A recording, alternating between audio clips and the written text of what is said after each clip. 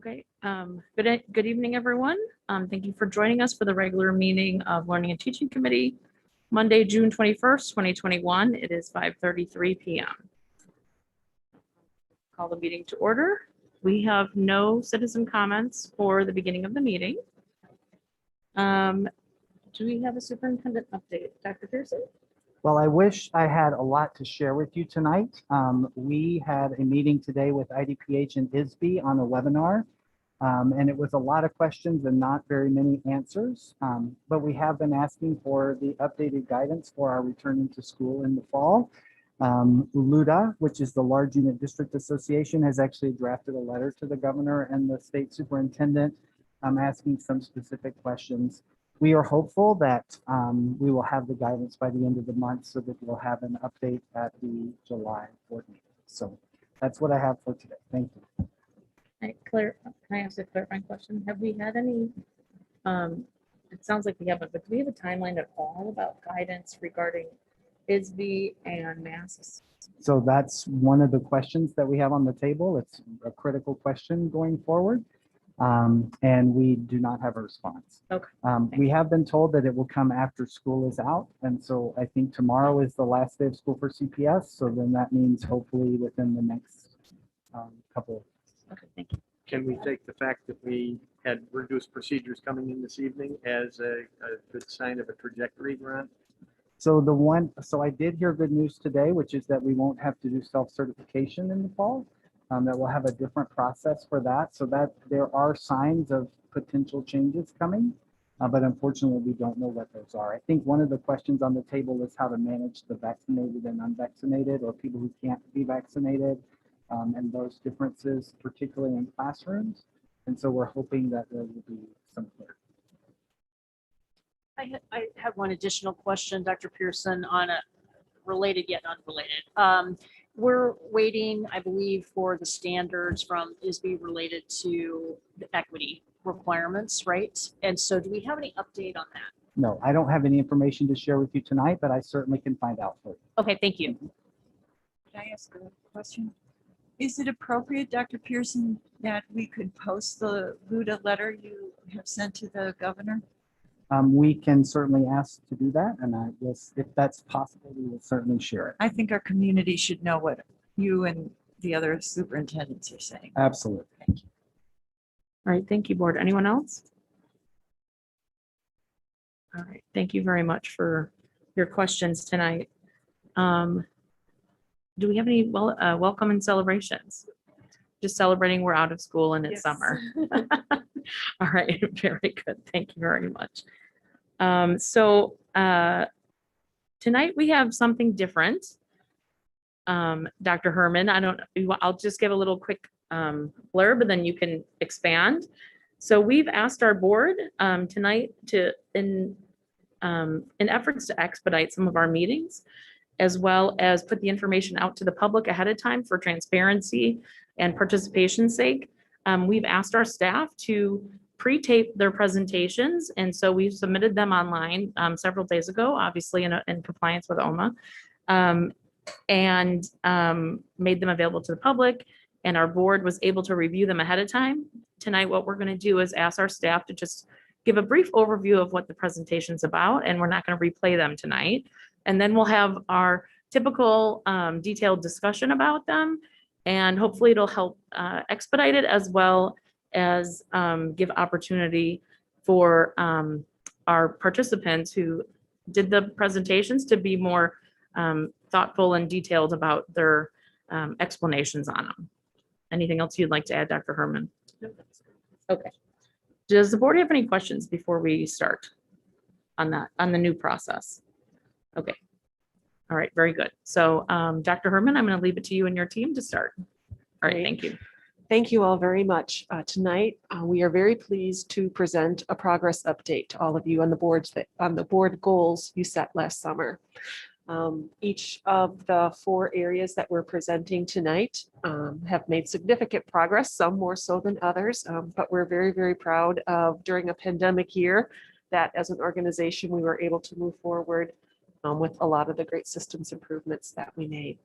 So joining me for the first agenda item, A, student engagement, is Pam Jensen, Director of Instruction, and Dave Shazar, Executive Director of Assessment. We're here tonight to discuss the results of the student engagement survey that was administered to all high school students in D303 in December and in May. The pre-recorded presentation that you received in the packet shared a lot of detailed information about the process and the results, but I'll briefly summarize them here now. The Student Engagement Survey Design Team, composed of high school teachers, administrators, and SCEA representatives, researched and authored a local definition of student engagement and collaboratively selected the tool to measure it, called Panorama. All students completed the survey for each teacher on their schedule. Therefore, each teacher received feedback from their students that could be compared to other teachers' results in their department, district, or even the nation.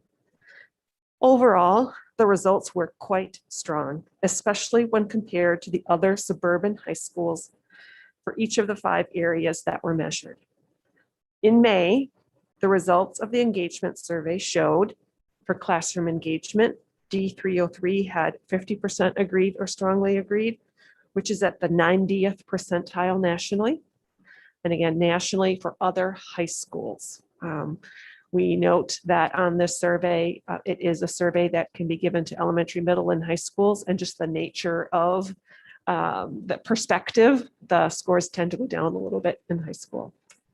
The second strand is rigorous expectations, where D303 students gave the feedback of 77% agreed or strongly agreed, which is at the 99th percentile nationally. For teacher-student relationships, our teachers were rated 75% strongly agreed, which is again at the 99th percentile. The fourth category, pedagogical effectiveness, D303 students scored us as 81%, which again is at the 99th percentile nationally. And the fifth was valuing of subject matter, which D303 received 60% of students agreeing or strongly agreeing. And that particular national percentile was at the 70th percent. But it's important to note that that was not high school suburban. That particular strand, valuing of the subject matter, has a much smaller size for the national norm group. So it's to all students rather than just high school students. So that's why it looks like it wasn't quite as strong of a score.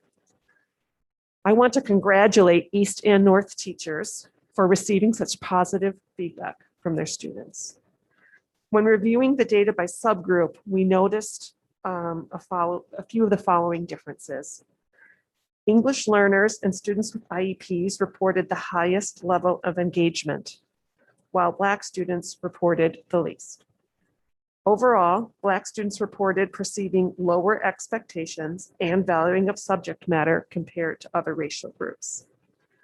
Another trend was that student engagement was lower in the 9th and 10th grade levels compared to upperclassmen. And that pattern was repeated in several of the other trends. So knowing that we have some things to concentrate on for our freshman and sophomore year. Finally, we plan to call the student engagement design team back together in August to analyze the data, provide additional professional learning to our teachers, and map out the 21-22 survey schedule for the year. We welcome your questions and discussion. I was gonna say I'm opening up the floor to the board, so. I just had a clarifying question, Dr. Herman. Like in looking at the spring data for all categories charts, I need help in how to read the comparison to the national level again, because I'm looking at the green dot. And to me, that's reading like 60 to 79th percentile, and at the bottom 40 to 59. Am I looking at that correctly? Because I think it's different than what you said. I'm going to let Mr. Shazar answer that question.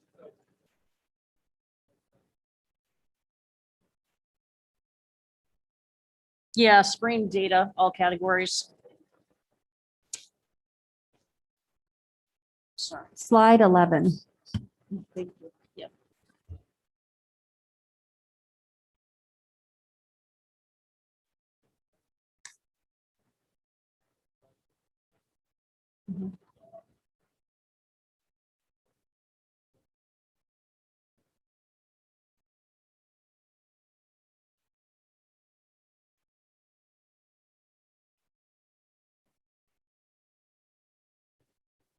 Okay, and high school being 9 to 12. Whereas on slide 11, I think it's actually 6 to 12, right? Yes. Okay, all right, thank you.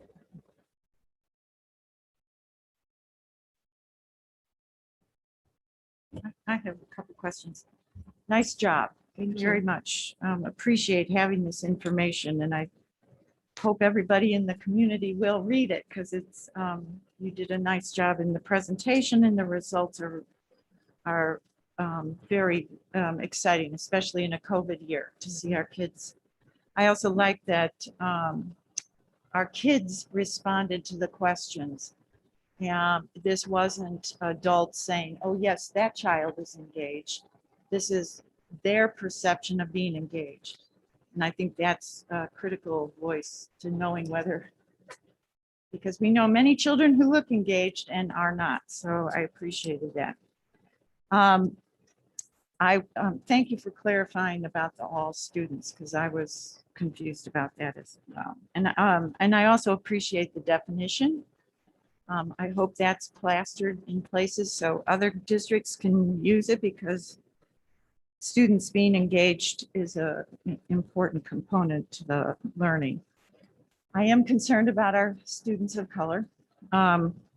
And I'm wondering what the next steps are in terms of root cause and what, I know you haven't had enough time to unpack it. But if we're starting the school year and we want to really be sure that we're looking at all students, is there strategies, plans for how you're going to look at this data, start to focus in on why it's occurring, and then how do we make changes? And in the big picture, how can the board support the changes that need to happen so our students feel engaged in authentic learning? I'll start and then I'll let Pam talk more about the professional learning. In the spring, when we received the results back the assessment was in December, we had a little bit of a data hiccup, but the teachers received their results in February. And at that point, we really focused on teachers looking at their own data.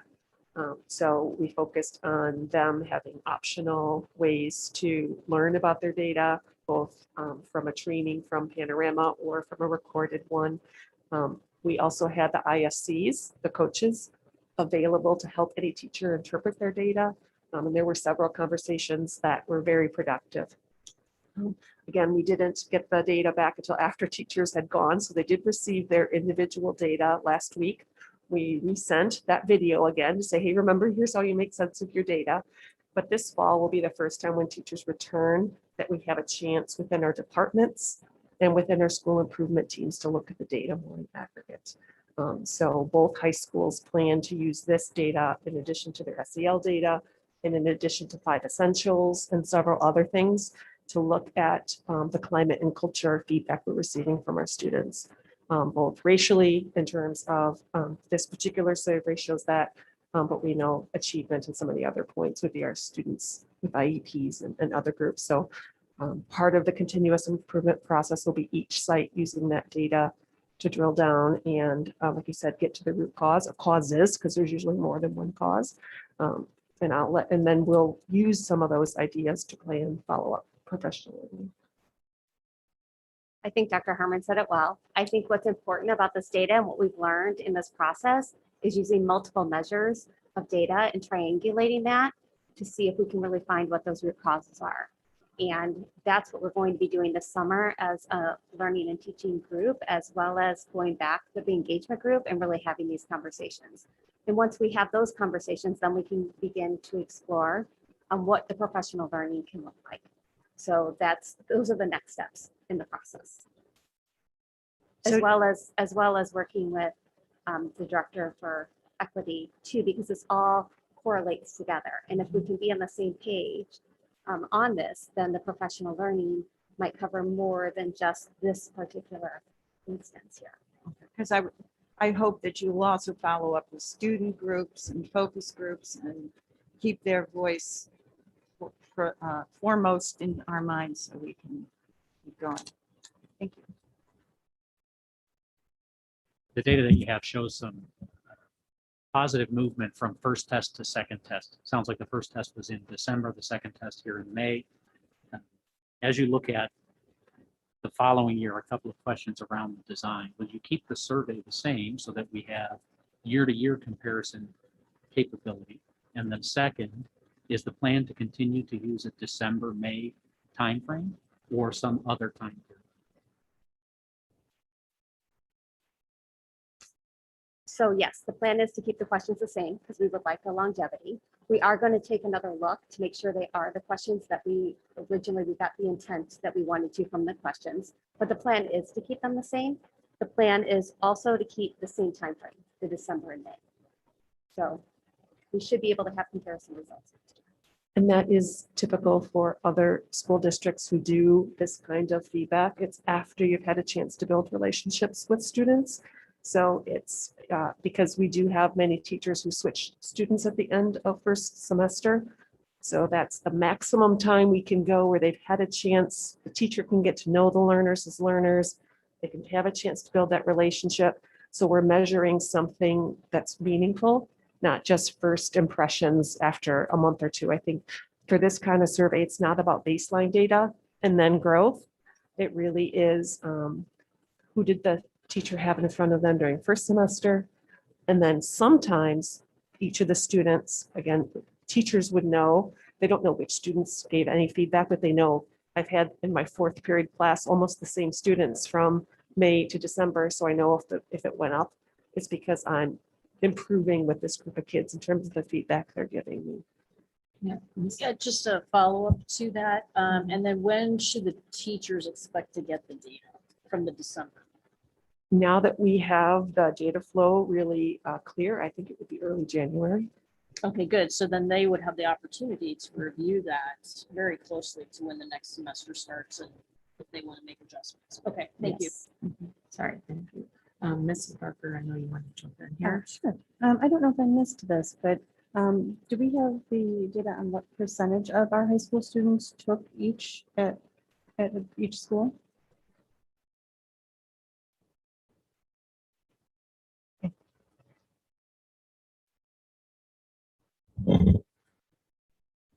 Overall, the survey is administered to every class, every student was in, and that number is somewhere around 30,000. When we look at all of our high schools and all of the classes, where we got samples back to do the comparison, we were over 20,000 students that had both the spring and the winter and the spring. There were some students that didn't answer all questions in all classes, but overall, the sample size, I'm talking about the panorama, we did a very good job getting students. Thank you. Can I just dissect that? So would that be at 2/3? Is that what you're saying? Yeah, I'd say roughly 2. Okay. And yeah, Some were much higher though, just from myself glancing at the data, there were some sections and grade levels where it was over 80%. So I'm sure you can maybe send a follow-up Dave with a little more detail on that. When will you share the data? I know we've shared it with the teachers, but when will it be shared with the students? You talked about leveraging student voice during the presentation, that being important. I'm wondering when we'll share it and then when we'll, letting them know kind of what action are you taking based upon? This is one of the things that with Ms. Christensen starting in her new role as the Director of Secondary Ed, and also being the principal who helped launch it this first year, that'll be one of the things that in terms of collaborating with both the assessment director and our instruction director to say, how can we get that word out to students, both student councils, I think some of our equity-based groups. We have a lot of students who are going to be interested in this data. And then also because the more we can show students that we're using this data and that it means something to us, they will continue to take it seriously and the percentage of students completing it will continue to increase. So on slide 13, and then In subsequent slides, similar to that, did you look at things? I know you didn't put it on the presentation. Did you look at things by in-person students and virtual students to see if there was any differentiation between that? The anonymous nature of the survey, we don't get back information of whether or not they were in person or virtual. Okay.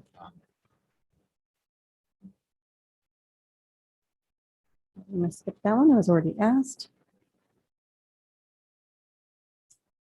I just have a comment on slide 1920. I found it interesting that 81% of the high school students felt that there was high quality teaching happening in their classrooms, that, that's, I think, something unique. I mean, it was at the 99th percentile. I don't often find that high school students are always that pleased with the quality of their teachers' teaching. So that was really a great information to see. You've spoken about collaborating across different groups. Our next, I think it's our next presentation, the SEL presentation. That seems to be, something that may be connected. Is there plans to bring them on all in too? The learning and teaching team, that is the plan over the summer, is not to keep the data sets segmented, but to pull them together and say, what patterns are we seeing here? And what can we do to support the sites and seeing them in an integrated fashion? Absolutely. So there's a lot of patterns here, and there's a lot of possible ways to intervene that could be more powerful, that could, maybe address 2 or 3 of the variables rather than just one. So that is something that the team will be spending a lot of the time over the summer on. Fantastic. I will say overall, I was very pleased with how the improvement went from December to May, and it was really good, positive, something positive to see at the end of the year. It really is a celebration. I think that, it can be challenging when we were all tired this year and just really working hard to keep students engaged, in a hybrid and remote setting. But this data shows that our teachers worked really hard and our students appreciated it. It wasn't perfect, but I think our students could see that teachers were trying to help them understand. They were trying to make sure that they still did high quality work. So if you look especially at the question by question breakdown, it really showed the strengths of our teaching staff.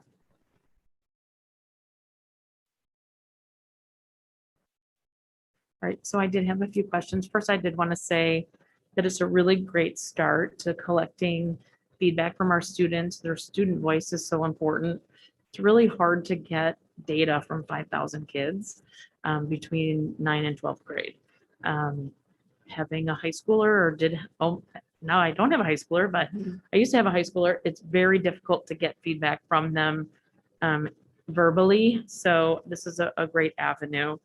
I wanted to just say, first of all, I have a question. Obviously, from you guys talking, it kind of answered it, but I'd like to maybe hear more expansion on it.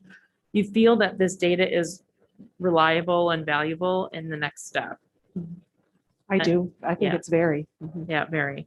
And I guess my question is, I was able to look at this survey, so I don't know.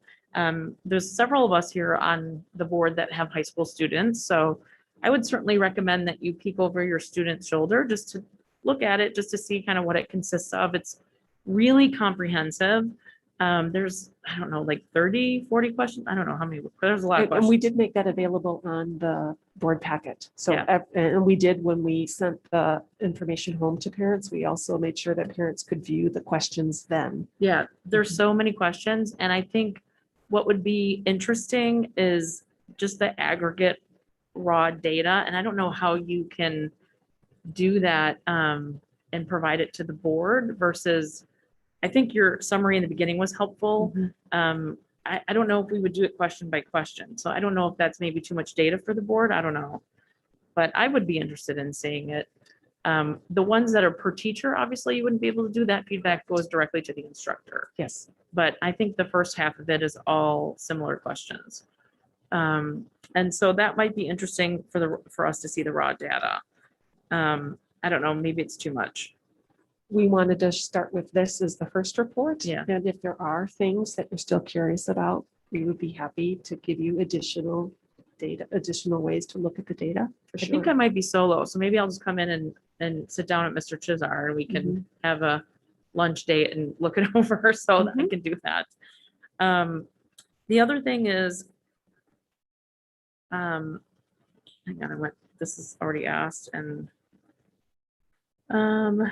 so I guess the one concern I had is about looking at it in silos and slicing it and dicing it that way. I just want to make sure when we're looking at it, we're going to analyze it as an aggregate whole as well before we only analyze it in silos. So I guess that question would go back to Mrs. Christensen and kind of how she's going to utilize it in her new role. So that will be part of the rollout, I suppose, and how we're going to improve whatever processes we need to with it, and finding out how we help the whole student. But I want us to be a little bit careful about slicing and dicing it too much and segregating our silos too much. Does that make sense? I think I understand. Yeah, so while we want to look at the demographic differences, I don't want to only look at the demographic differences. I also want to look at the big picture and try to respond to it as well that way. So as we heard a lot from people last week, I think there's some validity to making sure we're not dissecting our student population too much. And so I just want to make sure we're balancing that out. And I think that was it. I just think it's a great tool. And I think it's going to be great for individual teachers and teacher evaluation with feedback with their principals when that time comes. And I think it can help with some of the individual situations we're seeing at the high schools for positive and negative. So I do want to clarify that we worked very closely with SCEA on this process and they were very supportive of it. We did commit that this data won't be used in their evaluation, and I don't think it should be. I think it's the primary use is to help us know how to help teachers better and for teachers to get that feedback specifically from students. And we've heard several instances where teachers already, actually I had a conversation with one teacher who said, I did not know that the girls think I call them the boys more, like in terms of like there was a difference. And he goes, I pride myself in feeling like I have a very equitable classroom. So right away, teachers were getting that feedback that was already thinking about self-correction. So I think that's the most powerful use Self-reflection, of the right. data is self-reflection. But we will provide additional professional learning to support teachers in some of the areas that we know they might need some more support in. thank you. Does the board? Oh, sorry, Dr. Pearson. Yeah, Ms. Weibel, I just wanted to add, first of all, I want to say thank you to Denise and to the team that actually went and helped us select this survey. We asked our staff to really take a risk in a very challenging year to try something new, but they also were very committed and felt like it was important to collect this information. I think one of the things that will be really important for us is that we try to stay consistent with this tool. All of the research around engagement tools really say that longevity and the longitudinal data is actually the most valuable data as you're looking at it over time, number one. And I think the other piece is our coaches helping our teachers understand how to use the data with their classes, because high school students will give you more feedback if they see that that data is being used. And so we're going to be working with our staff to really help them understand how to use the data, even with subsequent classes. So as you start a new semester, you can say last semester and on my student survey, I received this information and I've made these changes based on the feedback that I received from students. And if you can make that kind of transparent and visible with them, they're going to continue to give you more and more authentic feedback. So I appreciate the work the team has done. I appreciate the risk that our staff took to try this in a really challenging year. And I really look forward to us using this information to really help us as a springboard going forward to improve the classroom climate for students. And thank you for saying that, Dr. Pearson. It was a lot for them to take on, to have this done on a year where there was so much change and difficulty. And so I I think it's really important to highlight that and know that it's all a learning experience and done with good intention. Right. Oh, sorry. Ms. McCabe. One of the things I hope is that as you go through the process of analyzing the data and determining root cause and solutions, you'll share with us. I in particularly don't want to wait till the end of some year to find out what you've done. But even when you're struggling to figure out things, I think the board would, or at least we would appreciate knowing what you're struggling with, because that gives us insight to how we can help support your work. So if, if you have aha moments or something that would really be important for us, it would be nice to hear that along the way. All right. I just wanted to say I really appreciated the report and thank you so much. And I think it's a very valuable tool. And again, echoing what everybody else has said, in a very difficult, unpredictable, constantly changing year, I think the results are positive. Is there room for improvement? There always is, every single day on every single subject matter. But I really appreciate the effort that went into this. And I would agree that this shouldn't be utilized as far as teacher specific evaluations contractually speaking. However, self-reflection is really important. And I bet that was a big aha moment for that particular teacher and maybe many others. So I'm really glad we're using this tool. It's fantastic. Just wanted to point out that the question was asked by someone about the questions, and they are right here. There are 30 of them. So, and they're right here on the back of the text there.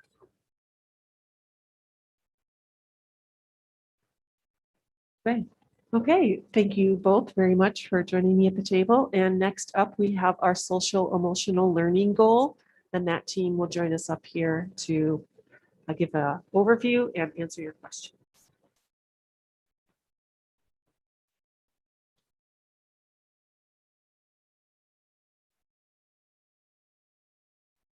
Good evening, everyone. Kate Vincent and I shared information on the SEL board goal, which sought to increase by 1 point students' overall self-rating on the ECRA screener for those whose self-assessment led to a 1 to 2.9 in the fall. There were 101 students who fell within this range with both fall and spring ECRA screening data points. Of those 101 students, 32% met the goal of increasing by 1 point from fall to spring. 69% of the 101 total had spring ratings at 3 or higher. Additionally, 52% of students increased their self-ratings by 0.1 to 0.9 from fall to spring. This data indicates that the majority of students with a score of 2.9 or below demonstrated increased self-ratings from fall to spring. Of the 101 students, 19% demonstrated a reduced self-rating or no change in their self-rating from fall to spring. Our students represented in subgroups increased their affirmative responses from 50 to 71%, and our second grade students demonstrated the highest level of increased self-rating across all levels at 88%. Explicit teaching of building and classroom routines and expectations, morning meetings at the elementary level, and explicitly taught lessons during tutorial at the middle school and during health and wellness classes at both the middle school and high school levels supported SEL efforts during the 2021 school year. Outcomes of this work can also be seen in student survey results on the 5 essentials. For the supportive environment scale, students rated the school or classroom environment higher than all other areas on this year's survey. The information gathered indicates we are meeting the SEL needs of most students. However, the work to support SEL is layered and varied at each tier and level, and we continue to analyze multiple data sources to determine the most appropriate and intentional next step. So if there are any questions that we can answer.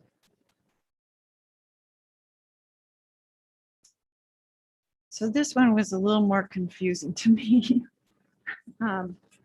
But it looks really good. Is that the way I should look at it? Well, my brain works in the triangle, right? So I'm thinking about all kids, some and a few. So if you think of our total student population and that we had 101 students who fell within this probably highest tier, then yeah, our data overall looks great. But the goal was for 80% of those students that were in that top tier to increase, and we hit that target at 32%. I'm really glad we're doing this work, for sure. I think it will help us along the way. It was just more difficult to know how to speak it back to someone else, so that I could clearly understand it. So I appreciate that. I wanted to just, and I know that this is in the weeds, but morning meeting is a pretty critical component of, at least from the research I've done. And I've seen it at also the high school level. Doesn't look like elementary. And I've also seen teachers who think morning meeting is doing calendar. Could you just briefly talk about what that means and what that looks like and how it might go to the secondary level? Yes, we certainly can. So you're correct. Morning meeting is evidence-based. And so as part of that morning meeting, it does need to include specific components. Teachers at the elementary level were provided with professional development at the beginning of the school year, as well as ongoing PD to ensure that not only did their morning meeting include those components, but that they also had opportunities to embed both ELA and math instruction. So morning meeting is designed to be social emotional in nature, but it's also an opportunity where teachers can incorporate academic learning from the priority standards. So yes, and I think that's going to be continued at the building level moving forward. Morning meeting is designed to be a K-8 tool. So when we think about our secondary students, one of the frameworks that we've investigated is called the 3 signature practices that was developed by Castle. And that provides it follows 3 components. So it starts with what we would call a welcoming activity. Then we have engaging opportunities throughout the lesson, followed by an optimistic closure. That ensures that instead of just connecting during an advisory or study hall, students have these integrated opportunities within each class period. I think we need more optimistic closures as we grow older. So thank you. Thank you.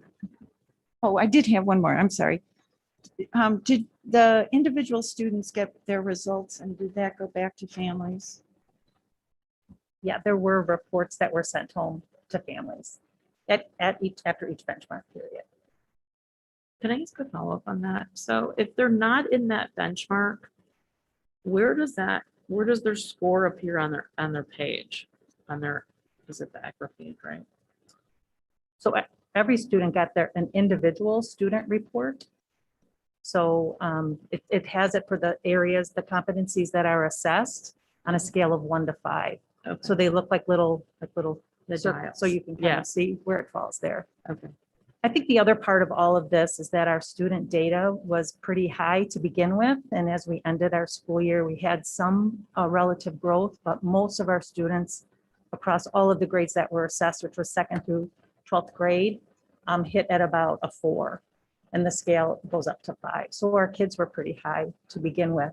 And I think kind of in line with the engagement data, our students are feeling supported in their school environment, and their self-perceptions and their ratings are kind of echoing that. So I know you're gonna ask, sorry, can I ask a follow-up? It might be the same as me. Go ahead. So do we think our threshold is too high? If we have the majority of our students between 4 and 5? I mean, I know that's a good thing. I'm not trying to be too negative, but just because we've heard so much feedback from the community about concerns with their students, or is it the students are reflective of one thing and maybe parents of a different? I don't know if you know that answer. It could be presumptuous, sorry.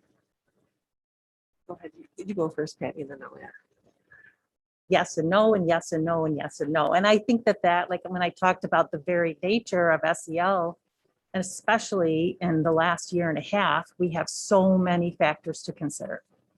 And I don't ever want us to lose sight of those 101 students because we need to. But some of our further kind of digging in is to look at some of those individual students to see if they pop up on some of our other indicators that we look at for students' overall social emotional health and well-being. And we're not really seeing those like connections. So wondering if our SEL screener is, it's serving the greater good, but is there maybe something else that we need additionally? But I think it's difficult in a school setting in the ways that we collect data to really, capture all of the aspects that may be impacting the student's overall well-being. Yeah, I agree with that. I think that for the screener, it did identify students who were at higher need. But in terms of that next level of, so now what, I do think there are additional tools that would help us go beyond some of the student perceptions to thinking about social emotional learning as a series of skills, almost like I can do statements for reading. So there are some things that are developmentally appropriate that I think we can get more articulate about in our instructions. So making sure we're pre-teaching, reteaching them during morning meetings or at the secondary level, if it's about relationship skills or if it's about decision-making skills. How can we make sure that we're all using the same language and that we're talking about some of those steps to social emotional thinking and practicing those thinking skills. So just to clarify, if I as a parent wanted to see my student's score, are they able to do that? Where can they locate that? It is on the PLP. Should be on the PLP, and then I thought that reports were sent home. Mr. Chizar, is that correct?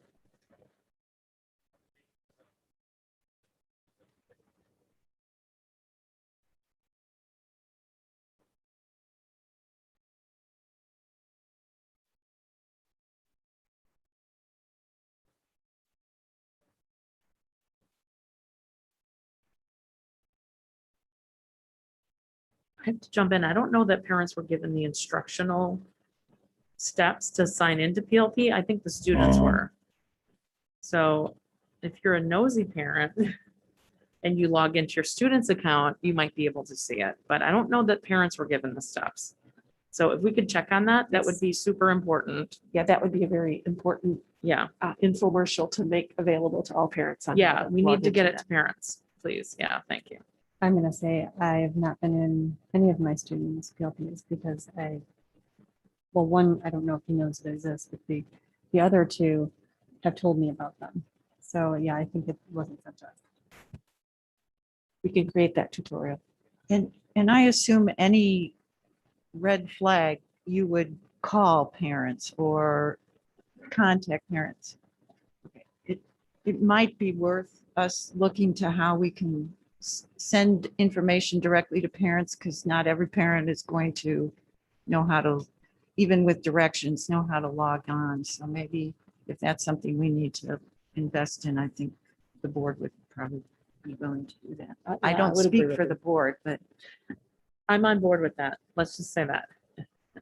I also think it's important to note that the types of questions that are asked of the students on this screener are not necessarily ones that would have us concerned about their personal well-being at any moment in time. It's really about their perceptions of themselves, of these skills as learners and students. So I just think that's important to clarify.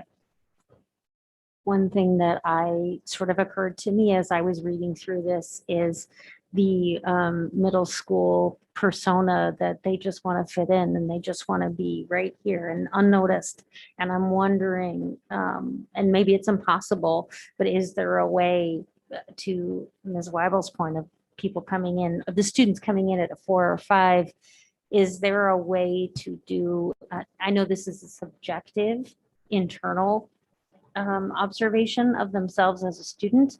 Is there a way to also correlate, not just for middle school, but that was just what popped out at me when reading this, is there a way to sort of assess them also through a teacher? Or I know a lot of these students are have other teachers, not just one, like in elementary, but I don't know, maybe that's also impossible. We've got individual reports by building, and I think we can also take those reports and look at them by competency area and question by grade level. So I do think that it could offer kind of a rich conversation for a grade level group to say, here's what I'm noticing.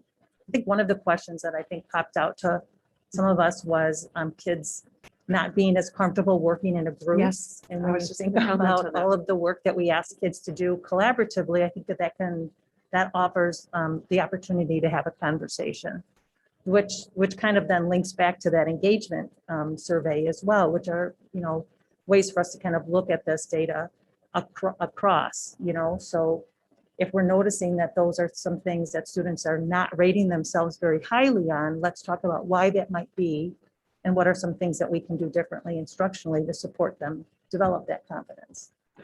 I also think that if there's an area where we are seeing some behaviors or some evidence that may be a deficit area, but kids are scoring themselves high, that is a different kind of education that the students need, because that's sort of a false perception they have of a strength that they perceive themselves to have, but it's not carrying out in the choices or the actions that they're making. So I do think when you talk about, are there other tools that we can use or compare, that school psychologists and other people have rating skills and other batteries to help us get more pinpointed as we see students in need. I just think that maybe the child or the student that doesn't really want to be noticed or, call attention to themselves for whatever reason. And maybe they're scoring themselves at a 4 or 5, but maybe that's a completely different answer in reality of what really where they really are at. So I don't know if that's possible or not, but I don't know, that's just the thing that popped out to me.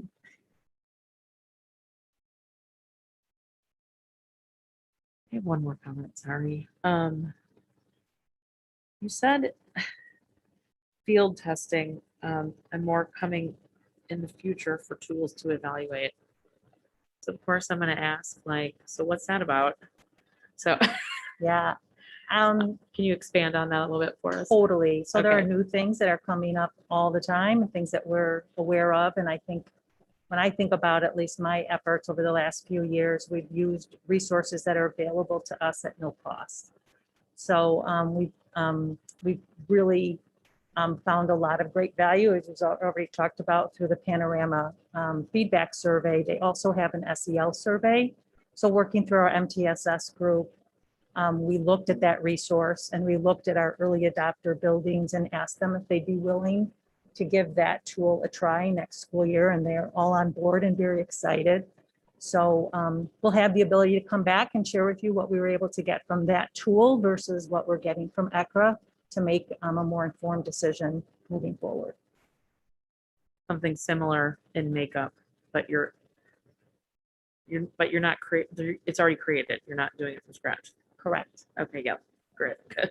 I just have one real quick general question, not specific to this, but kind of begs the question when we talked about what was being shared with parents. Is there any SEL information that is not being shared with parents?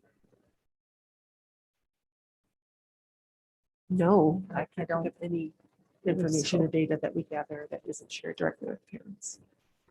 Thank you. Okay, team board, what do you think? Anything else? All right, thank you very much, guys. Thanks for all you do. And next up, we have our K-8 reading and math goal update. And I have two people up here who were wonderful in putting the presentation together. We also invited a few principals to be in the audience once we get into the Q&A part, should you have any questions specific to implementation at the elementary or the middle school. Good evening. I am Jennifer Phillips, the Director of Professional Learning, and joining me is Tina King, teacher on special assignment for math and science. the purpose of our pre-recorded presentation this evening was to provide a kindergarten to grade 8 end of year data summary using our Spring iReady diagnostic data.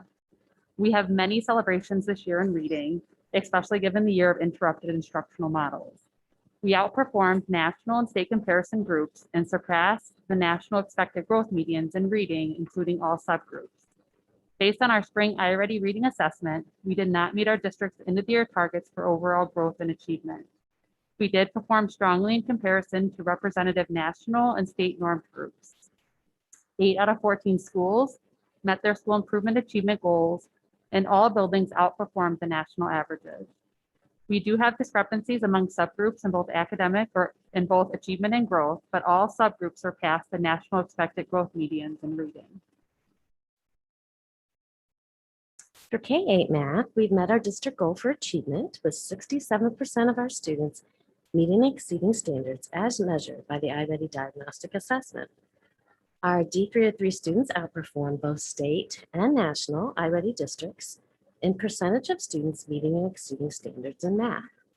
This includes assessment data for over 3.5 million students nationally and 90,000 students in Illinois. All elementary schools met their school improvement achievement goals, and the growth at all K-8 buildings surpasses the national expected average. 71% of students, K-8, are meeting and exceeding standards in number and operations.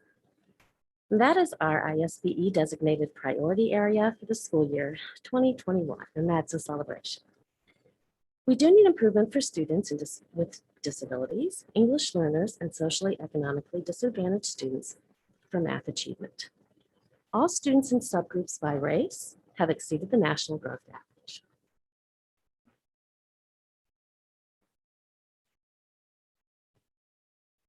So we'd now like to entertain discussion and questions from the board. I'm wondering where the data is, or can we look at the performance specifically at the middle school, the 8th graders, and how they're doing as it relates to math, especially because they're going to be transitioning to high school. And then if you take that a step further, those that are taking algebra or in some cases, I think we have some even taking geometry, how are they performing with that high school curriculum? And because I think that's an indication of transition through our high school. I think on slide 15, you can see the results by grade level. And for iReady diagnostic data for 8th grade, we ended the year at 58% of students meeting and exceeding standards. That's not disaggregated by course. No, that's the entire 8th grade. Tina, that was for reading. So that's okay. I think it's 59 though. I think it's 59% for 8th grade for math, I think. It's 59% from, Yeah. correct. Slide 30 for math.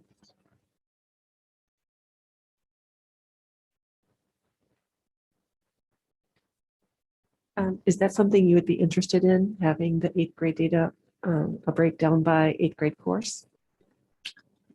I think so, and I'm seeing nods from others as well. I just think we're at a very critical time that it would be important for us to take a deep dive into that, and then probably in working with the high school, understanding, the linkages.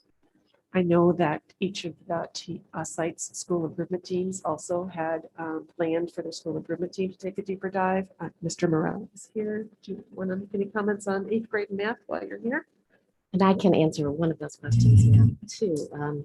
We did present in the high school data presentation when we did disaggregate the students in algebra, but they were all students in 7th and 8th grade in high school courses.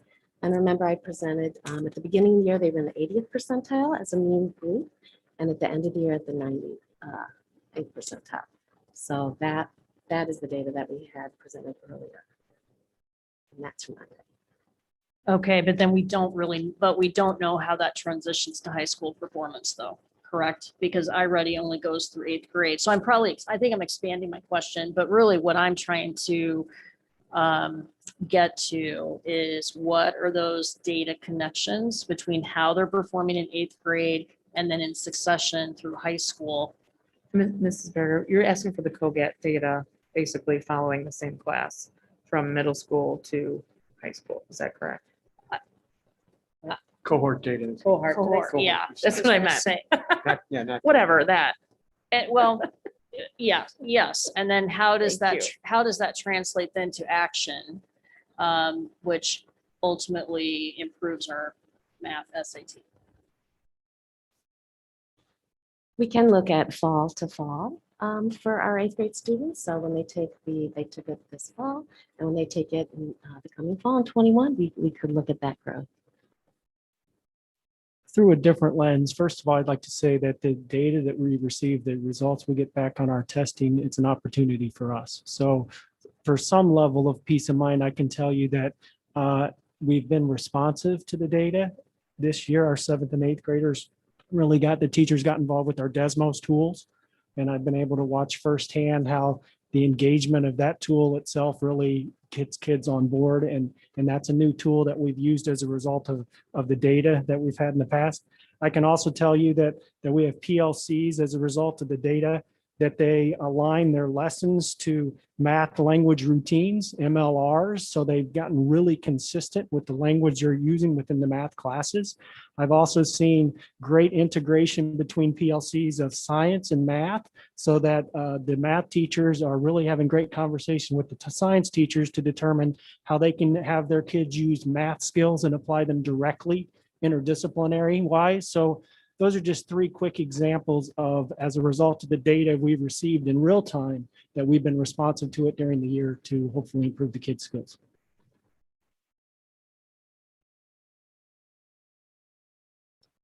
So I guess this kind of may add on to that. And I know at one point during the presentation, there was the recognition that with the knowledge that our middle school students had the most disruption to their schedule and probably the least amount of instructional contact time this year, I'd like to know, what are we doing about it before next year? What are we doing about for students who may need additional support going into next year before we get there?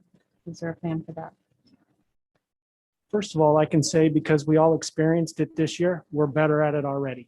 So in terms of whether it's hybrid, whether it's in person, whether it's all remote, that because we've experienced it as adults and our kids have as well, they've gotten better at it. Now, I can tell you, to answer your question directly, our student service team and our PLCs have been this past spring looking hard at the student data in terms of their achievement data, their growth data, to identify kids in the spring and place them more appropriately or give them more on-demand interventions stepping off next August. So we've identified our classes, we've populated our intervention supports, we've identified the kids. One different thing too specifically is at the building level, the data is the data, but then it turns into students. So we're having specific conversations about who are these students and what are their skills lacking. And then we're communicating with the next level up, articulating with the next grade level so that those teachers are aware of those students' abilities and, more importantly, their gaps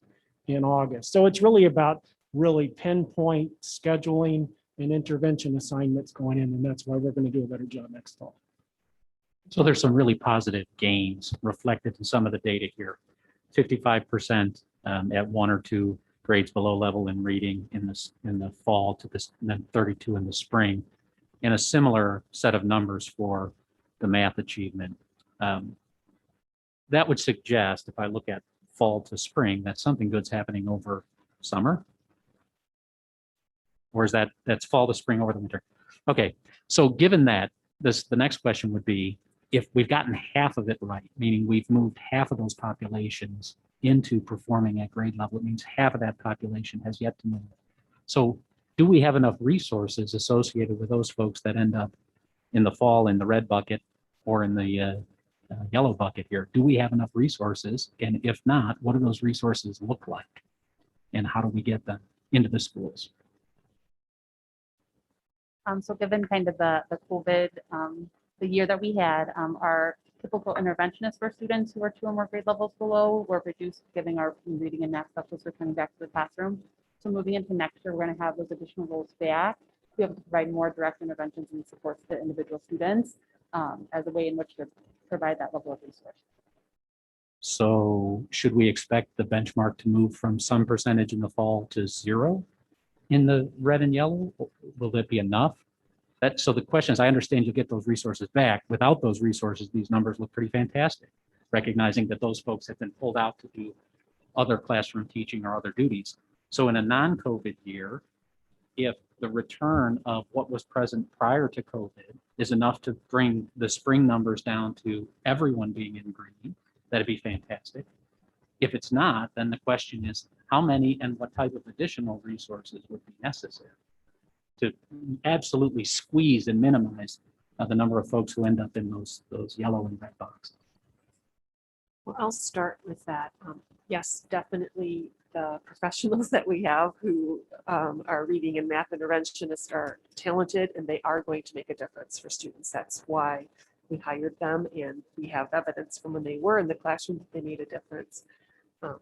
One of the things that we will need to know though is it's almost like controlling one variable at a time in terms of having them come back in, seeing what their role is able to do.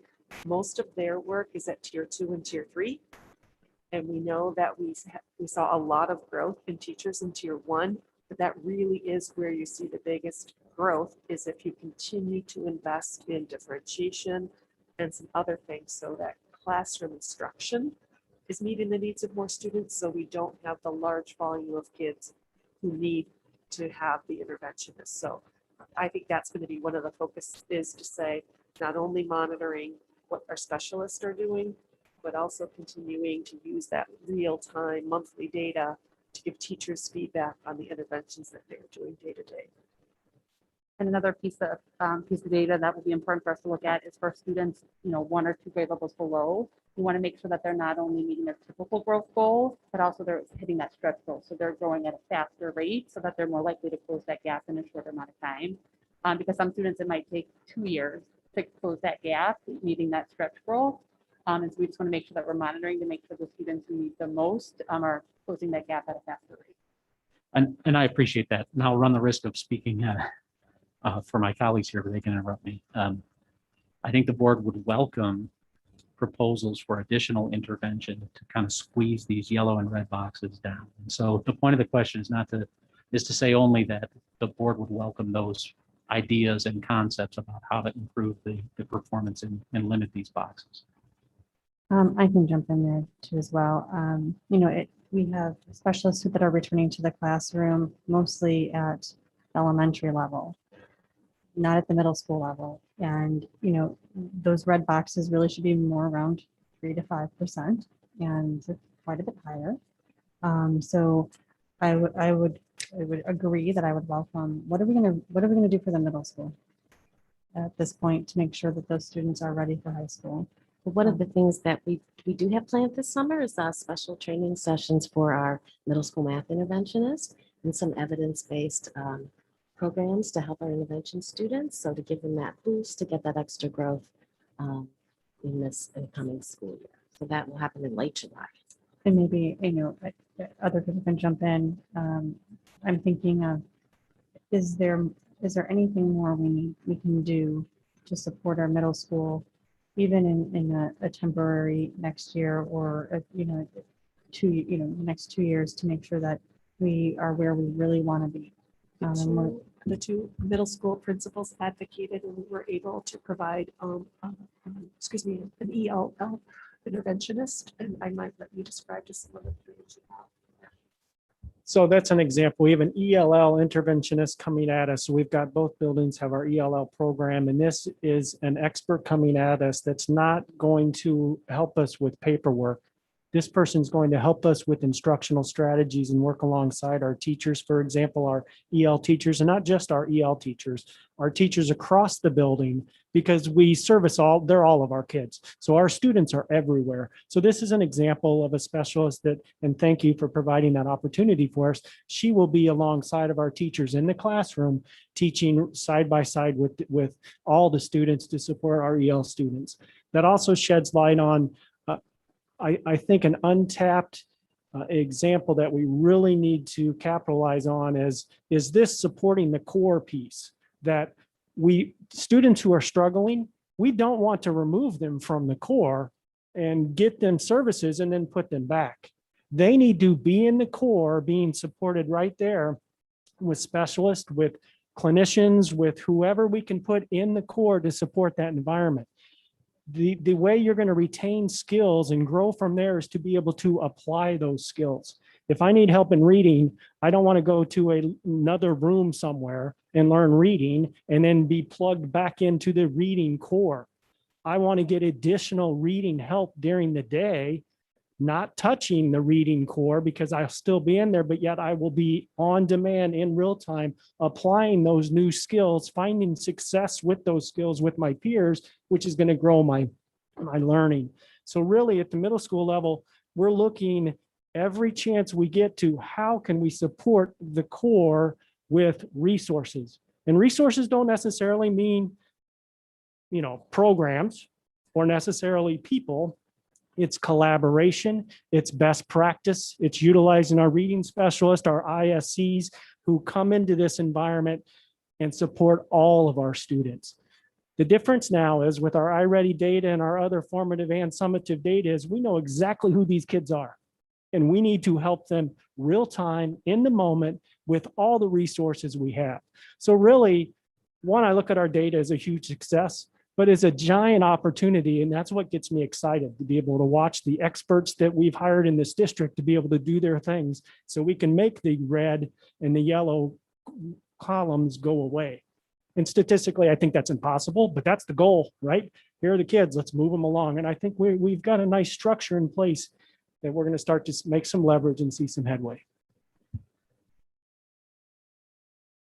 Okay, thank you. Let us know if there's anything else. So my question is about proficiency. And one of the things I wondered about are the goals, the expected goals, are they set based on a normal school year? They didn't take into account that we were in a pandemic. Am I accurate in saying that? So I'm going to be a little skeptical about reaching these goals, in particular in a year where hybrid and remote was going on. I'm not saying negate what happened, but I'm going to be a little skeptical that the goals were what they were. So when I look at kids coming in to the grade levels, we have a lot of kids who are proficient when they walk in the door.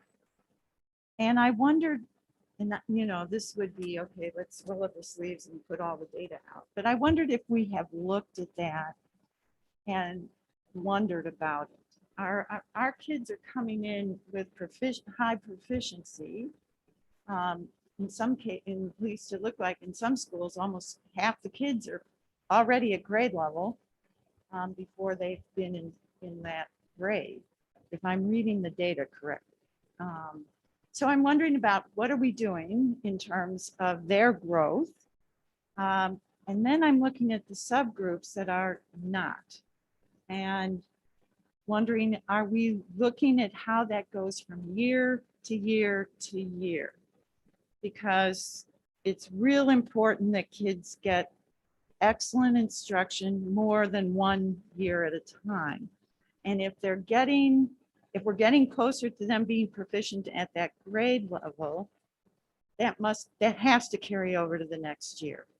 So that's at longitudinal. It isn't, it's a cohort watching the kids as they go along. And I'm not really asking for an answer. It just kind of struck me that that's an area I haven't looked at a lot. I'm always looking at subgroups, but when you look at how many kids are proficient coming in, that's wonderful.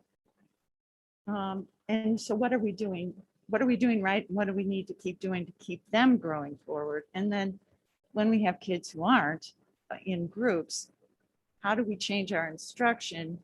And I like what Mr. Morrell said, to accelerate that learning, which I would love to have a brief conversation at another meeting about the difference between acceleration and remediation, if that's possible, because I think that's the direction all schools should be going forward, especially after COVID. We don't need to pull kids out and go back a grade because you didn't get taught. So anyway, That's kind of what struck me in this data. I'm and I'm I'm glad gonna you d- brought that up. Sorry, just a No, you're- comment on that. I know that Ms. Phillips, when we were meeting with our end of year, each school had an end of year meeting with learning and teaching to go over their school improvement goals. And we really had some interesting conversations at several sites.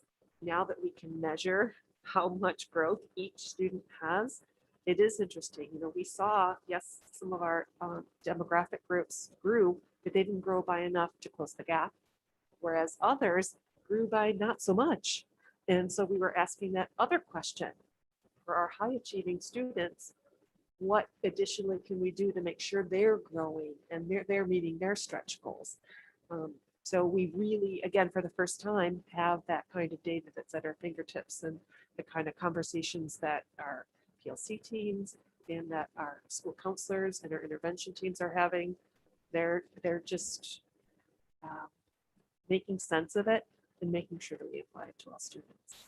And so here's what I think is affecting the SAT data is because you have this gap of high achieving students in middle school, and you have these silos of students who are not achieving the median, that gap alligators as you get to high school and continues to grow because, to your point, Mrs. McCabe, they're not catching up year after year after year. Their performance is going to continue to decline. And so those students do not perform well on our SATs. And while we have those high achieving students, they're going to continue to perform well. And they're not going to all of a sudden, their performance isn't going to go down. It's going to continue to go up. And so that sadly reflective in today's economy as well. You have two very different classes of mathematic achievement when you go through 9 through 12. And so that's what concerns me as we get into 9 through 12, as we graduate out of K through 8 data. To what Mrs. Faircreeve was talking about is that once you have these underachieving groups, they're not catching up in high school. They're not all of a sudden getting it. They've missed the base information. And it's not going to get any better for them when they go to school, should that become their path. And we've already failed them.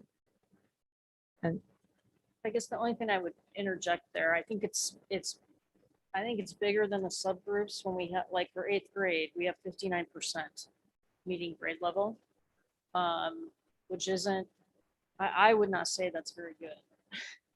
So I think your point is well taken, but I think it's bigger than that. so whoever that low end of the alligator is, it consists of many people. And to that point, because that's one of the questions that I had that I've been wondering about since I was looking at this data initially is just we have, as these kids matriculate to high school, this data is really nice. They get to high school and it seems to fall off. And I think that's been mentioned several times here. And I think there's some validity to the idea that the students, when they get to high school, they're not they're not achieving as much when they get to high school. Does some of that have to do, I think, some of it, I think, the SAT doesn't look at whether or not you've taken classes. It only looks at what knowledge you have. And so I think some of these kids, it's not necessarily that they're being failed in a specific class either. It's that they are just not taking as much math when they get to high school. Does that seem like an accurate? Well, I think because 3 years of math is required for graduation, most students are taking 3 years. It's the rigor of those 3 courses. So I think the work we've done in the last several years to make sure all students are taking algebra and not pre-algebra, and that we're doing the double dose classes, that we're holding high expectations. We need to continue to, again, improve the instruction and improve with the newly approved materials. We'll see improvements in that. But I think that one of the things that research has shown is one of the biggest levers is consistently holding high expectations and increasing the supports the students need, the double dosing and some of the other things that we have built into some of our structures. Yeah, and to that point, Mr. From the reading that I've done, Algebra 2 is really kind of the threshold for the SAT. And so all of our students are required to have that to graduate. So I think the content is there, the curriculum is there, is my point. I'm just not sure, sorry, and I was about to cut off Mr. Morrell, sorry. But some people are not getting that. They might be in the course, but they may not understand the content because the content, the structure, the base for that content is something they never understood when they were in middle school or they were in early high school. So they have to understand the base of the content in order to understand the higher level content. So I was just going to say through the middle school lens, there's three important pieces there that we're kind of talking about. One is pre-assessment. We've got to do a better job at pre-assessment so we know exactly what the kids in front of us know right then and there. There's the best lesson you teach is the one they already know, right? Okay, but so pre-assessment, you got to have that. That's number one. Number two, you have to have on-demand intervention without taking away from the core. Where that gets tricky at the middle schools, you start taking their dessert away. You start taking away the things that makes school fun for them. So then the decisions get tricky and difficult. And number three is we need to build bridges. We can't have people walking down into the ravine trying to catch up 3 or 4 years of delayed learning to get back to at the other level because they've already showed us they're delayed. So what makes any of us think in the same window of time, we're going to catch them up? We've got to build bridges across that ravine, get them to where they need to be so that they can find success. And I think a lot of that comes with interdisciplinary conversation and activities between professionals. And it comes from professional learning and our experts working with our teachers to get that done. So at the middle school, it's about assessment, it's about on-demand intervention, and it's about building bridges to get kids where they need to be. I completely agree with you. If you are a student and you're hatefully grinding through math, you are not going to absorb the content and you are not going to perform well and you're not going to learn it and you're not going to be able to utilize it in life or in post, high school career. How many of us like to do things that we're not good at? Not very many of us, I don't think. And that's the lens of a child who struggles in a specific content area and we're asking them to do more of it. It's got to be applicable. It's got to be relevant. And really at the middle school, it's got to be fun. And I do think, just to go back, that is why we recommended the curriculum that we did, both for our standard and honors curriculum. So when we're talking now about engaging math tasks that are, require application and some of those same things, that is why we asked for the investment that you gave us in both the new materials as well as the additional coaching to improve both of those things at the high school level. So I just want to remember, we've already had a conversation about high school math, and hopefully some of the things we put in place are going to start to make a difference, and you'll see that next year. And I'll just throw in, I don't want to speak for the board, but I feel like this would be one of those topics that we would appreciate more frequent updates from the team than less frequent updates. So the more we talk about the progress on this is going to be important, even through K through 8. I know we were banging on high school 9 through 12, but as you can see from the data, this is really important topic for the board to talk about the achievement here. So for the team, please keep us updated on how it's going. Is everyone okay with that? Okay. I didn't want to speak for I also wanted to just say, in relation to the iReady tool, we appreciate you as the board supported us implementing this tool this year for students.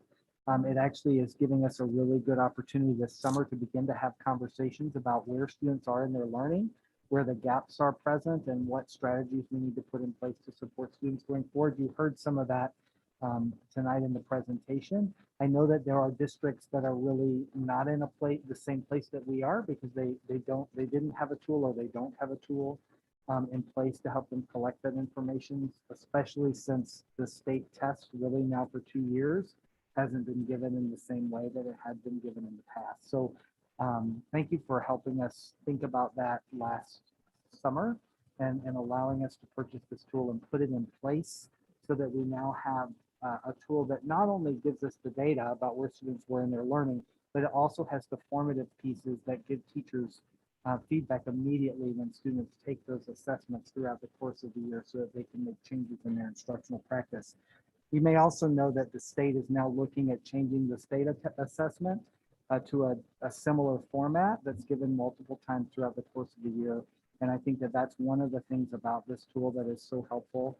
Again, you don't want to put all of your eggs in one basket and just look at one data point or one particular assessment, but it is a tool that our teachers can use to really help them understand where their students are in their learning while they're working with those students in the classroom. So, and I know that one of the things that you're hoping is that we're going to be able to find something similar at the high school level, and that is something that we're looking for as well. So thank you. Anybody else? All right, thank you very much, team, for coming up and presenting. Dr. Harmon, to you. Thank you very much. We have one more presentation, the grade 9 through 12 skills gap by course data. And that was prepared by Ms. Christensen. And, oh, no, I thought you were on vacation. Welcome back, sir.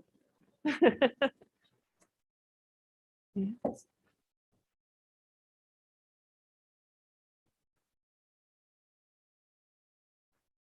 So this evening, Mr. Richter and I are here to talk with you, certainly during question and discussion in regards to the board goal on the skill gap analysis and the skill gap closure. As you'll recall, the goal was set last July, really in a response to the first part of the pandemic and really looking at instruction during the fourth quarter of the previous school year with great concern about skill gaps potentially that existed. So our staff worked together and put together some plans. Pardon me. Sometimes I forget to breathe. Isn't that weird? It's true. So our staff put together some plans focusing in on closing those gaps. In order to do that, we had the previous year teachers identify what were some of the skills that were not taught in the same way during that fourth quarter, and then being able to share that with the subsequent teachers so that they could identify where in their content and in their curriculum they could embed that throughout the year. So we presented to you in October our plans for how we were going to do that and how the teachers were going to collaborate between North and East high schools. In February, we gave you an update on our progress, and then the presentation that you watched was a progress summary from this year. We're very pleased to share that a majority, nearly all, of the gaps were closed. Those that were not closed were actually identified not as prerequisite skills for the courses that the students were in, but they were skills that maybe were for future courses. Just talking math. So some of those courses would be like in the example, geometry skills, geometric skills that were identified by 8th grade teachers as not being instructed in the same way during that fourth quarter. But those skills are actually not part of Algebra 1, but rather part of geometry. Those skills have been shared with the geometry teachers so that they're able to address them there. Trying to see if there's anything else. I wonder what questions you have or discussion you'd like to engage in. How do you see using this in the future?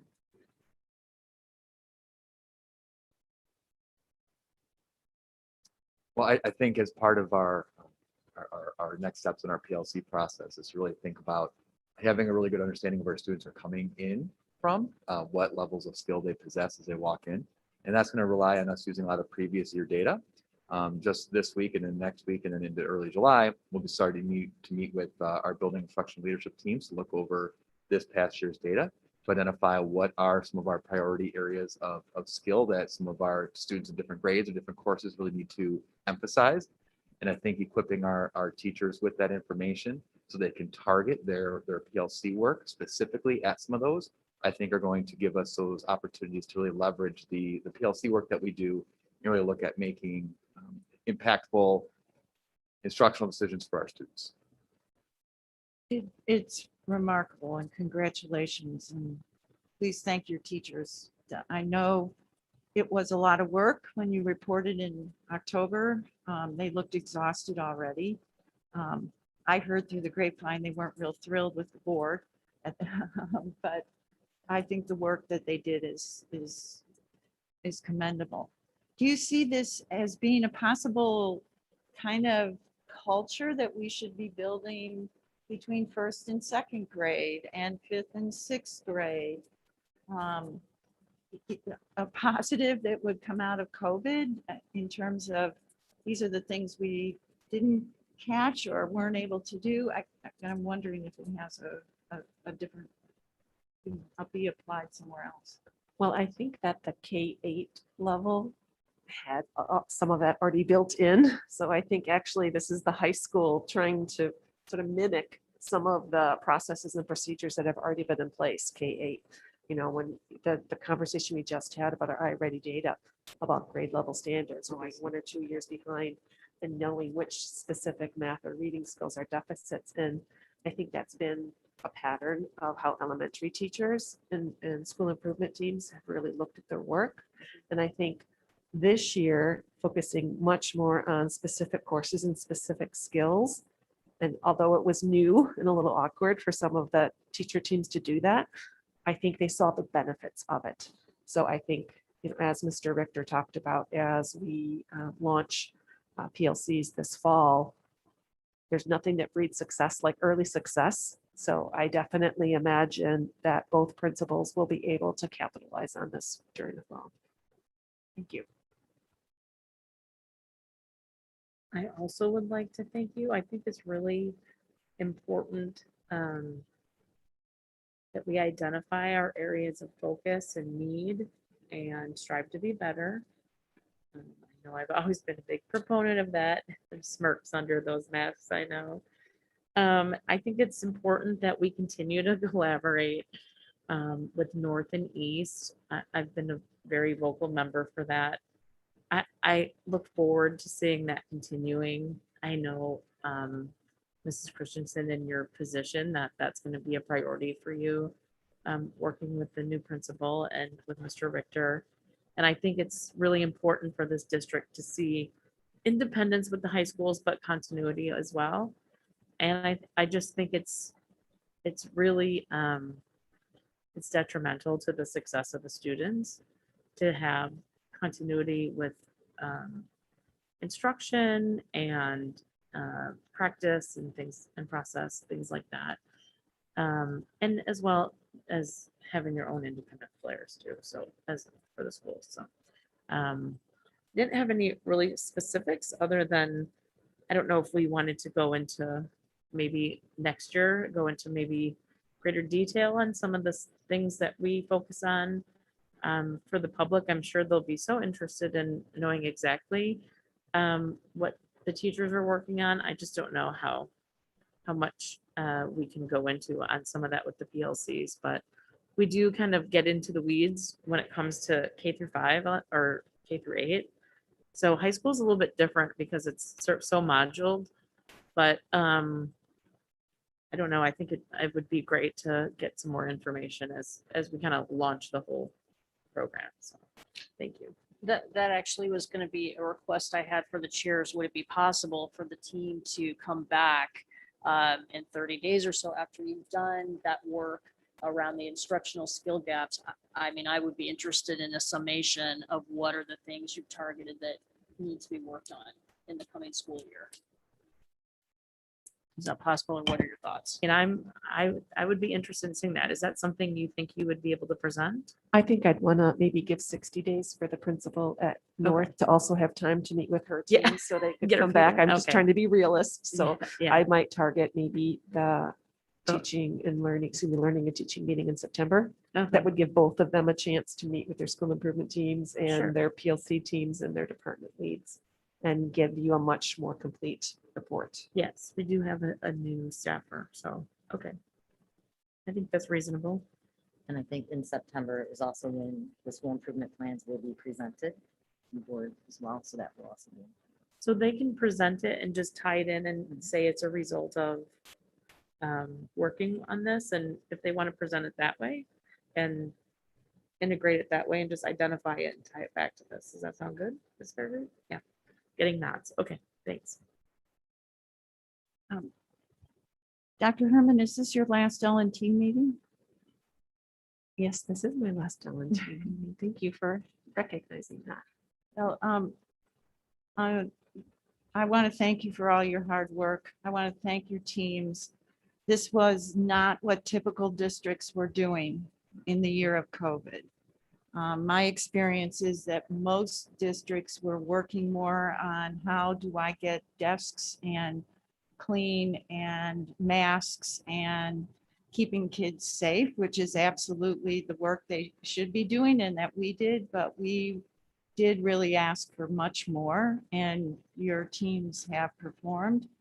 They were not necessarily all smooth going, nor was everything all roses.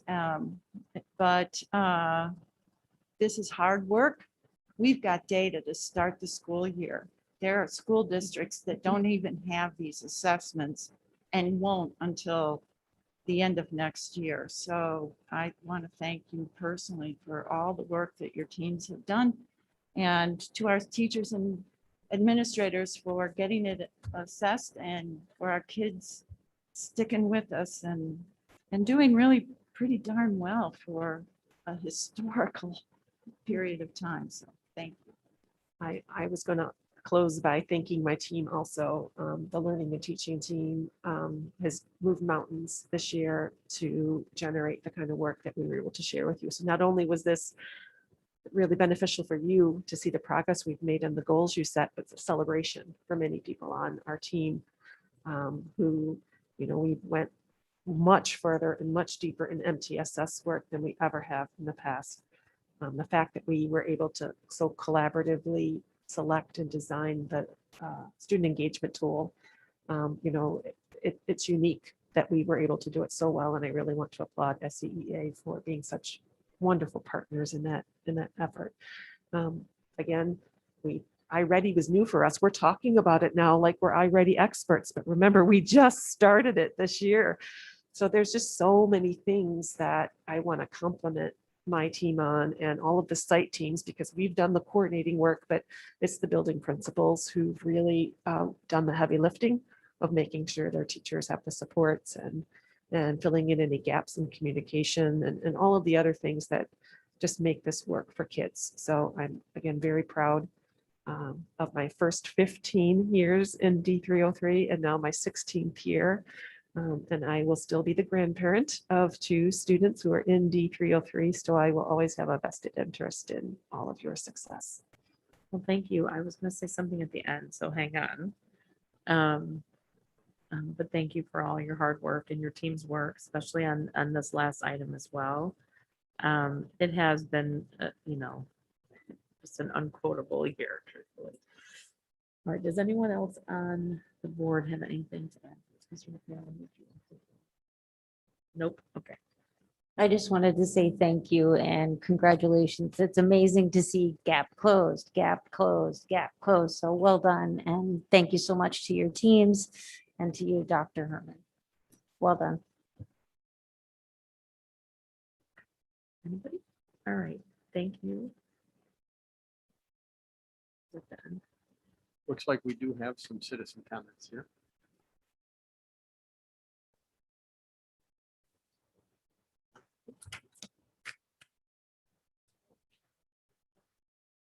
Hold on before you do that. Sorry.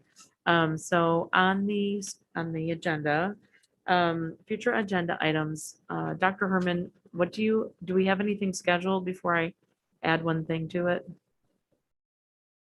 The July. Yeah, what do we have for July?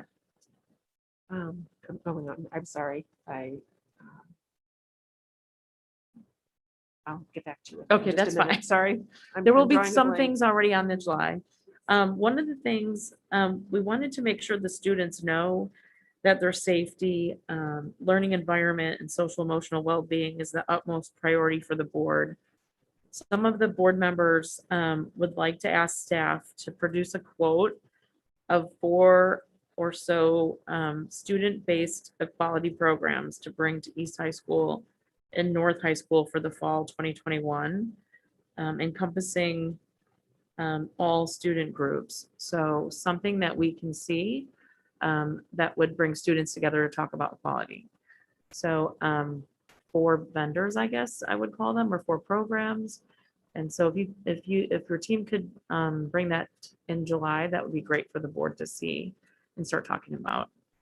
We can definitely do that. I know that there are some very high quality options available, and with our new equity director joining us July 1, it'll be very valuable to have her input also. So I'll make sure that's available and on the July agenda. Great, thank you so much. I know Dr. Taylor will be here to join us, so it'll be exciting. Does anyone else have anything for July? No, I just want, are we, I don't want to jump the gun. Dr. Pearson, you had said we were going to take a really clean pause on the equity. Would this be contravening that? So, yeah, I mean, as far as the program was concerned with the staff development and the group equity, we were taking a pause and we were hoping to do the equity audit as the next step. So it's what the board wants. I think, you know, it wouldn't hurt to have a list of potential student programs going forward, but that would be then for the board to decide about timeline and what you want information. Just, I don't want to put the cart before the horse. I think we've one seen of what the, happens when that happens. absolutely. I think one of the things that would be helpful, just from listening to a lot of the student comments from last week's board meeting, is to find a way to continue to harness student voice. I know that each of you have said to me individually, that's very important to you, that the students feel like they have an opportunity to let you know what their needs are, to let you know what's working well for them. And especially, you know, if it's a student with an IEP or a student who's an English language learner or a student who is in a subgroup of a racial category. So I don't necessarily even look at this as a program or a curriculum, but to find ways for students to be able to organize, to be able to provide you with the feedback that you're interested in. Right, I didn't say the word curriculum, just to be Correct, clear. right, and that's absolutely. Well, but with Yeah. that said, though, I do think it's important to understand what we have today in the schools, which is likely where the audit comes in, so that we understand what we have and where there are gaps before we overcomplicate. I just want to be clear that several of the board members came to the committee and asked to make sure that we have an opportunity for students to speak fluidly by the fall to someone with credential about their concerns with equality. So I just want to make sure and know what our options are. And so we can have that discussion with the board in July. Okay, thank you. All right, anything else for July? Okay, Mr. McNally, the statement, please. Thank you. Okay, so we are to our citizens' comments for the end of the meeting. So school code provides for a public comment period at each board meeting, subject to reasonable constraints. The practice of this board is to limit public comment to 3 minutes per speaker to a total of 15 minutes at the end of the meeting. Speakers addressing the board are expected to maintain a reasonable level of civility. Also, personnel matters are sensitive and confidential. Comments regarding individuals should be respectful. Insults and defamatory remarks have no place in this setting. The board will terminate public comment if speakers cannot adhere to these guidelines. Please identify yourself at the beginning of your remarks. And first up, we have Max Gordon, and the topic is proficiency and scores. Good evening. Thanks, but can you hear me? Okay, great.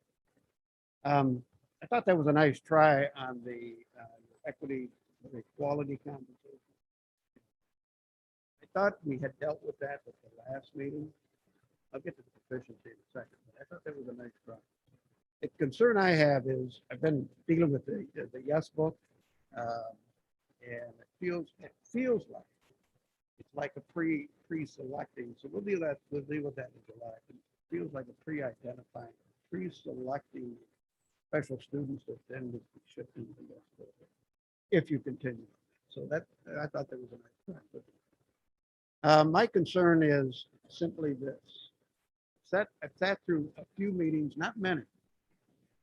Congratulate you all for sitting through so many. But at the end, after we've had this conversation, I look up my reading proficiency scores and I look up my math proficiency scores and something's off in the room. It's like living in Pleasantville. We're all very polite and very nice to each other, and yet I'm looking at a 51%, 5% higher last year, but a 51% current reading proficiency at East, 57 at North. I think it was a full 5 points higher last year. And it doesn't track with 99% rigorous student teacher at 99th percentile. That somebody's going to have to explain to me over time. I'm going to have to get that. Because it looks like if it was a business and I'm out borrowing money trying to get venture guys together to sell this business of education, that implied contract between the community and the school is always singular. You send us your kids, we'll send them back skilled. And why am I seeing the proficiency so low by the time that we hit high school? That's a question. I think that goes along with one of the board members' questions. So based on that, my interest is based on knowing that reading is the most critical, I think, most critical life skill. A math teacher would have a different attitude, but I think that's the most critical life skill. New Trier's at 80%. Naperville's at 72. We find ourselves at 51 and 57 at North. 51 at East, 57 at North. So while we're having a pleasant conversation in Pleasantville, my look at it is that I got about a 4-year challenge to try to get to 80%. That's how I think. And with that, I'll pass. Thank you. Okay, thank you. Next up is John Pontarelli. Thank you. I'm sorry, John Pontarelli, and subject is deep equity.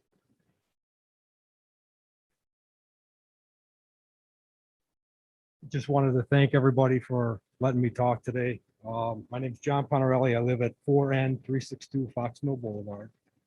I'm a proud parent of 4 wonderful kids.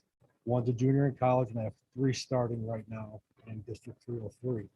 I'm also a veteran too. So, anywho, wanted to thank you for pausing the deep equity at the last meeting. I appreciate that until we get a proper audit in place.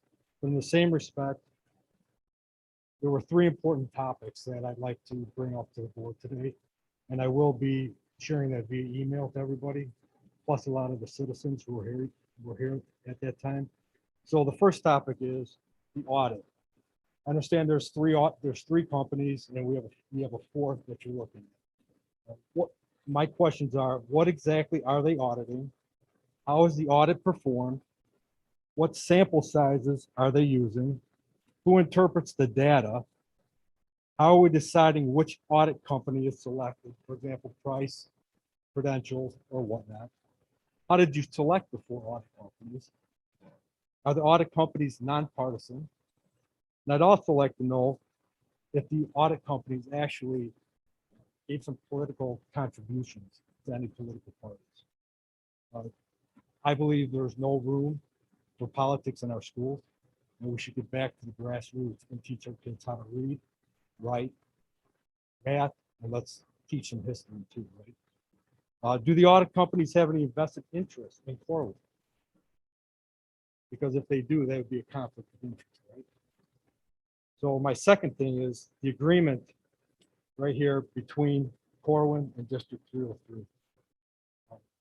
Here, I don't have a fully executed contract. I have 1 signature from District 303. I'd like to see if we can get a hold of that, and if I could review that.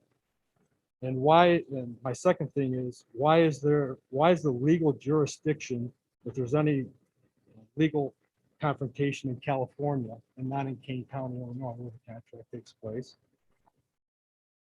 Why have we fully indemnified Corwin of any acts of negligence, whether it be wholly or in part? Where are the special terms that are stated in this agreement multiple times? I don't see those. And I want to know why Corwin has the ownership rights to all the data of our children, whether it's whether it's from webinars, live functions, and what can they do with that data?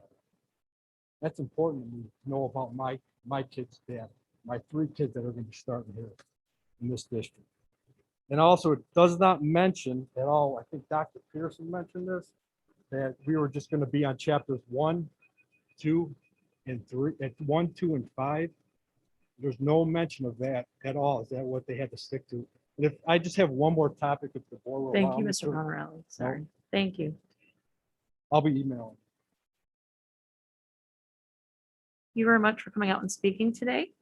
All right, so before we adjourn, I did want to recognize Dr. Herman. I want to just thank you so much for your time here in D303. Though short this time, you brought to us hard work, leadership, vision, drive, and innovation to advance us to the next level. Your dedication, persistence, communication skills, and tenacity and thick skin was certainly unmatched. On behalf of this L&T and past L&T, I want to thank you for all your hard work and collaborating with your team and their hard work, but they will be here and sadly you will not. I know 128 will be very happy to have you. I know you will soar in your superintendent position. Your ability to delegate and lead will speak for itself. And I have no doubt that you will be an excellent leader in your new position. Libertyville and Vernon Hills will be 2 high schools we'll be keeping our eye on, and know that their scores will continue to soar as well, because your leadership skills will be reflected in their excellent performance. Does anyone else now want to say something? I'm just teasing. Say something to Dr. Herman for all her excellent work. And we will miss you. I know they already talked to you, so. Pearson, do you want to jump in? Well, I get to work with her for a few more days, but we do appreciate all that you have done for L&T. Thank you. While I haven't had a long-term relationship with you from as a board member, I want to tell you thank you and best of luck. And we have your number. Should we have questions? I don't need to wish you luck. I know you're going to do great. I know you're going to be amazing there. And I too will be calling you, as I maybe call the other CAO that's in that position for advice on occasion. Anybody else before I adjourn? When's our next L&T? Do you have that, Andy? Next L&T is July 19th. Okay, thank you. July 19th, Monday, July 19th. Anything else? All right. L&T is adjourning at 7:21. Thank you.